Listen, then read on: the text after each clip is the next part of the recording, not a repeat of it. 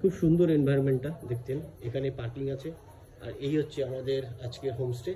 আর entry করতেই এত সুন্দর একটা বসার জায়গা রয়েছে, রিসেপশন টাইপ।